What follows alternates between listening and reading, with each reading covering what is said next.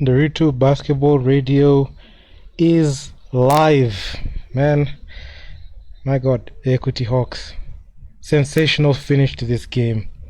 And this was actually quite exciting. I was watching the whole game live when it happened, and I must say it was just like, late game heroics. And without further ado, let me just get into it because as you have seen on my Instagram, I make sure to um, put the games. I make sure to cover all the games and also just give my opinion on it and just to tell you like what I saw in those games.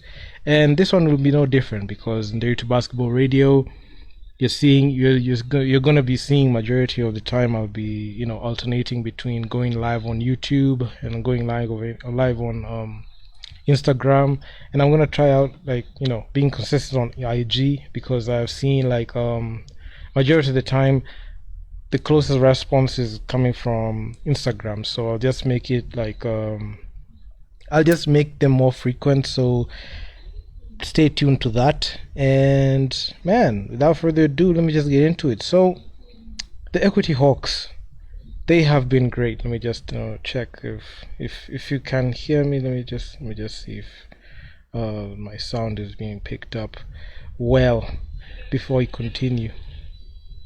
Before we start, because my God, there's a lot, of things I just want to say.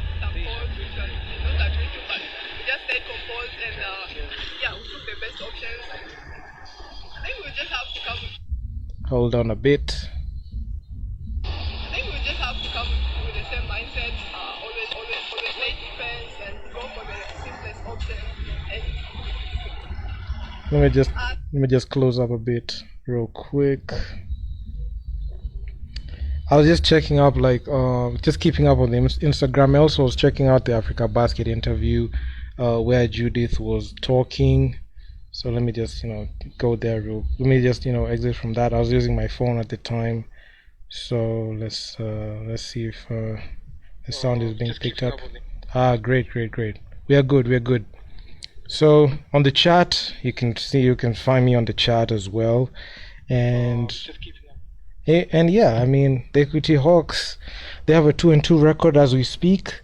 And they have been great. They have they have not been able to like beat the top teams in Interclub and REG, but you've seen what they did to Aspark and Overdose.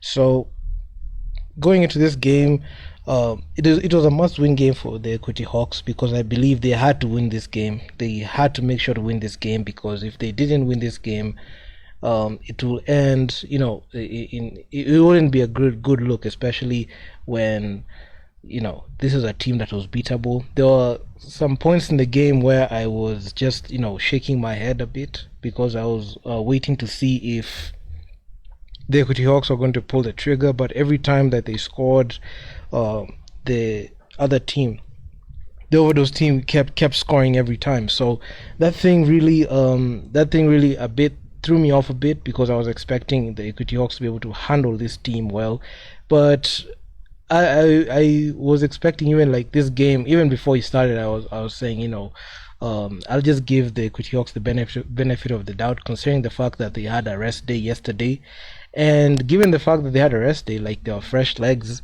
and there was the high, I feel like there was a higher likelihood they would have blown out this team like the way they did Aspark, but given under the circumstances, the Equity Hawks dominated for some time, like for 34 total minutes in this game, and they managed to pull away a bit better. Then the Aspark team had that comeback at the end of the third quarter. In the fourth quarter, it's just back and forth. This game had a total of 6 lead changes, and in the fourth quarter, you saw that big shot that Judith hit, and the rest is history. And she actually had a very decent game. She had a very good game, and this was the game that the Rock just the basketball gods and the Rock was just put on her hand. So, and she played a total of 35 total minutes. She has not had like good performances like that.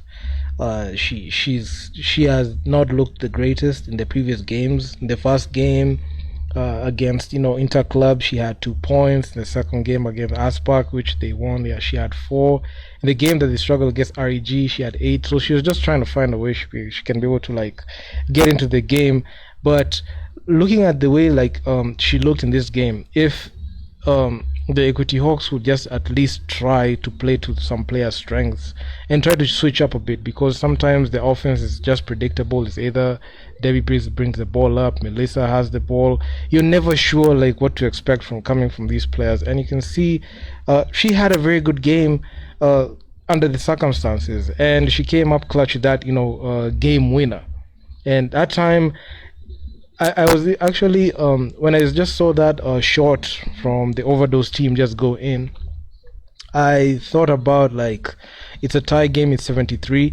Even if she misses it, the game would go to overtime, and I feel like the Equity Hawks will still have won the game. But given like the way she was just playing at the trajectory she was playing, she actually got a double in this game with 24 points and 13 boards and 4 assists. So given like the way she was moving, that momentum that she was playing with, I just knew for a fact that it was just a matter of time she would have done that, because looking at that last 9 seconds, you saw she just ran to the baseline. And when I just saw that shot just going, as I was watching it live, even I had a live stream just looking at the scores on my Instagram. So when I saw that, I was like, if it doesn't go in, it's okay. We just go to overtime. If it goes in, yeah. So hold on.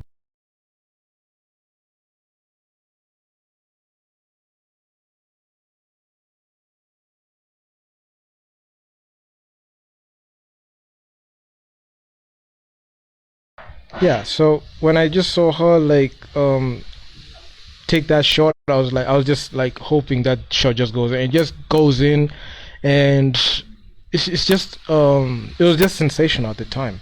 So I mean, the Equity Hawks, man, like they just had to win this game. Finishing number three, finishing strong. You can see Interclub, they won their game with a blowout.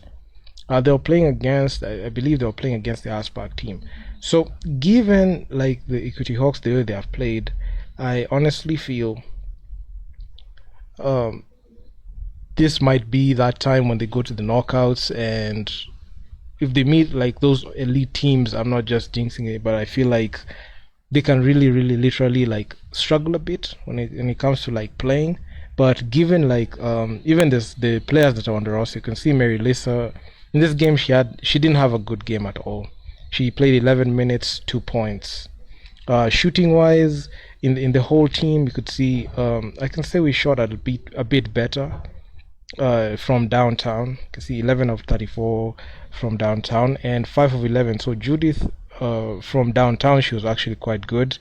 Melissa, she's with her normal shooting splits, which are quite pathetic. 3 of 12 from downtown. 3 or 4 from 2 point field goals. She should shoot a bit more mid-range shots than threes, because majority of the time I don't know why she sticks on the three, and the way she misses a lot of threes. I don't feel comfortable with her, taking those threes, because I don't feel like she can be able to like knock that shot consistently. Judith, at least she has emerged as a 3 point shooter. I don't know why Christine, she's trying to shoot the three ball, and she has been missing all through. Mary Lisa, she's tried the three ball. Rachel Odiambo, she's tried the three ball and it's not working. So honestly, outside of Judith in this game, we had also Betty. She shot 3 of 6, something I'm not accustomed to, because she's put up like one of the most inconsistent games that I've seen in a while now. Malu Grace, she had 14 points, 6 rebounds. She didn't show up like that much. Betty, she had a double of her own of 17 points, 16 rebounds, 4 assists, but the 6 turnovers that she had, actually she leads the team in turnovers. That's something that I don't feel comfortable with when she's leading the team in turnovers. That's a huge red flag on my book, because you can't tell me like you can't take care of the basketball. The majority of the time, you can even see the people who turn over the ball at a high rate. Even Judith, despite her good performance, you could see she had 5 turnovers in the game. She can't take care of the ball. Melissa had 5 turnovers, Christina Kinyi 3, Mary Lisa she had 3, and the way she was not even Mary Lisa was not even effective in this game. Marianne she had 2. She didn't even contribute anything scoring wise, given the amount of minutes that she was playing. So and she has 4 rebounds, 4 rebounds, 2 assists, plus minus for +5. So honestly, if you ask me, this was just a late game heroics. I guess I can just say it was just a game that they couldn't afford to lose. I don't think that they would have lost this game, given under the circumstances. I feel like the elite this equity struggles against elite teams, but not these other teams. And team wise, the Equity Hawks shot pretty well, especially from the line. That's one thing that I was looking at a lot. If they couldn't shoot well from the line, that was something that I was really checking on. And considering the fact that, oh my god, they only shot only four free throws. Nobody even drew fouls. There's only Judith and Malu Grace that went to the line the whole game. And I can tell you a reason as to why. The other team, the Overdose Upstation team, they went 10 of 18 from the line. So they had a lot of they had a lot of free throws that they had. And it all comes down to like the turnovers and the fouls. So you can see there's no discipline on the team. Even I saw Coach Benson, he was asked in the press conference about that turnover thing, because I allow a turnover to happen when there's high pressure on the ball, but unfortunately sometimes you just see a player dribbling it, or even just passing it out of bounds. And that's one thing that in my book it's not a good look at all, because when I look at a turnover, I look at it as, you attempted, let's say for example, an assist and it got intercepted. That one I would allow if you are trying to find your teammate. But some of the turnovers I saw during the game were someone just throws the ball out of bounds. A player not even knowing how to handle the ball and respect the basketball. So that's one of the things that I saw in the game. And even when it came to the assists, okay, we dished the ball pretty well with 25 assists, and we in defense we had 5 blocks. Then when you look at even in the fouls category, it was just a poor showing, honestly. We had players like Betty, she had 4 fouls. Malu Grace, she had 2 fouls. Personal fouls. They just keep stacking up, and those are the fouls that take us out of the game, and those crucial possessions just run away from us. And honestly, sometimes I just ask myself why is it that we can't be able to take care of the basketball? Why is it that we can't find a way to consistently take care of the basketball and make good IQ plays? I know in a couple of posts I've said I've questioned the IQ of the players, and sometimes it can come off taking shots. But honestly, if you look at the whole game in its totality, you're going to witness a lot of low IQ plays, especially coming even from the team captain. I don't like the team captain when she just jacks up threes, unnecessary threes, not even calculated, not even thought of. You just see her just pulling from 3 just because the shot clock is expiring, and not even seeing even the coach draw up plays. I don't know if they have their own plays, because I feel like Judith just had the hot hand, and she just goes to her spots, and she had played heavy minutes. So if you compare her performance with another player like Debbie was played 21 minutes. She has 0 points. She didn't even attempt a single shot. None. She didn't even attempt a single shot. She only had one rebound and 2 assists. So you can see clearly she was just rendered unplayable and ineffective. At DNP we had a Beryl, number 17, Beryl Akoth. She was a DNP. She didn't play anything. Marianne, she didn't even know, she couldn't even get into the game. She did virtually nothing. Mary Lisa, yet to see what she has contributed to this team. I don't know why people gas this lady up. Mary Lisa has not even shown that she can be able to contribute at this level. Okay, she contributed in zone 5, but unfortunately the team passed zone 5 and now it's continental. So in continental affairs, the ball only goes to the person who can produce the most. And given like some majority of the players can't even produce anything. Like you can see Debbie, 21 minutes played, just wasted possession, like just wasted minutes. Honestly, I look at the stat sheet and it just tells me everything I need to know. And considering the fact that I watched the whole game, I just know everything that happened. So when I just rewatched the game, when I was watching the game, even when I was watching the game live, then I just look at the stat sheet. I mean, I just sometimes I just go back and just cringe because it's the same thing. Like 30 turnovers. That's something that even the coach cannot even explain, because even when he got pressed in the presser, like he couldn't even explain it. And I don't even think like he even addresses it. I feel like the coach is he's just he's a yes man in there. I feel like the coach is a yes man. He cannot address this thing. He's just sugarcoating it. I know he can't address the players directly, even when they go to the timeout. I'm pretty sure he's not gonna address it head on, because if he did address it head on, we'll have seen a bit of change, because the team is averaging north of 20 turnovers per game. And given like the way the Equity Hawks looked in the RAG game, not encouraging at all. And given like the way in the knockout phase where you're facing like the top three teams per group, I just predict Equity are just gonna go out with an early exit, even despite the late game heroics by Judith. If the team just continues to carry on like this, I don't think there'll be any like any different. Just be like let's say for example, the Equity Hawks meet a team like a Sporting, REG, they meet KPA. It's just gonna be a whitewash. And even in the KPA game, I'll be like it's just a domestic affair, that one. And I just know it for a fact KP are just going to beat them. And if you even consider the fact that proceeding into the knockout phase, that one will show us everything that we need to know, because you will see all the flaws being magnified and exposed. You can see what Interclub and REG did to the Equity Hawks. They literally exposed them completely. And looking at the way the game is just progressing, I'm not confident in the Equity Hawks, honestly. Even given like the late game heroics, they wouldn't be late game heroics or even a game winner if they didn't turn over the ball aimlessly, and not even paying attention to key possessions late in the game, and not even having like a structure on their offense, because majority of the time it's just freestyle basketball, just sideways passing, just passing out in the perimeter. No one is advancing the ball. They're just waiting for second chance opportunities.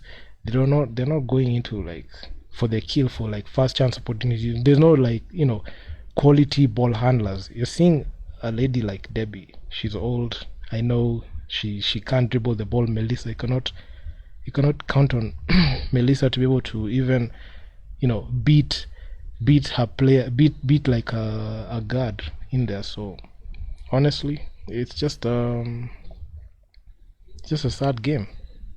It's just a sad thing to see. Sad indeed. But anyway, just hoping to see what type of basketball they're going to produce.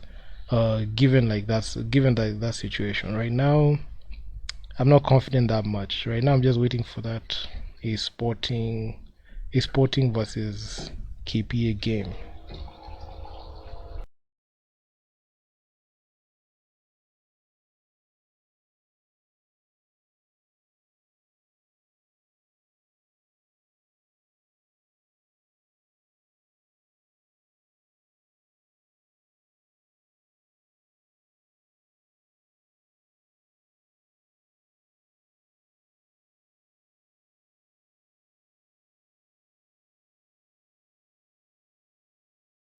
I admitted a bit. I know right now the Equity Hawks are just in cloud nine. I'm just seeing posts from the Africa Basket page. They're just showing uh the reaction inside the locker room. I know they'll just go ahead and just use this to mask everything, but we all know the truth. This is a team that, as currently constructed, I don't think they can be able to even make it the semis. I'm not sure. I'm not even sure, because they can't even beat this is a team that can't beat like an elite team. You saw what Rigi and Interclub did to Equity, and they can only beat like a below average team. So, and as statistically, the Overdose team were just a below average team. So if you ask me, I don't I have nothing against like the Equity Hawks, but I just feel like under the circumstances, they can't beat a good team, a team that can play offense and defense. They can't beat that. You saw some flaws that the Overdose team exposed. They exposed like defense, especially late in the game. You could see the Equity Hawks were just a bit flat-footed. They didn't even know like what they're supposed to do in there. And given that late game situation, they shouldn't have blown a lead like that. And yeah, man, they're just going to face like the top 3 teams in part the groups in the knockout phases. So I'll just be be paying close attention to that on this channel, and also on YouTube too. So because I'm just going to come out with a video just talking about this game in depth on my YouTube channel, and also put the video on Instagram. So if you're going to be tuned into that, I'll make sure check that out. I also released a video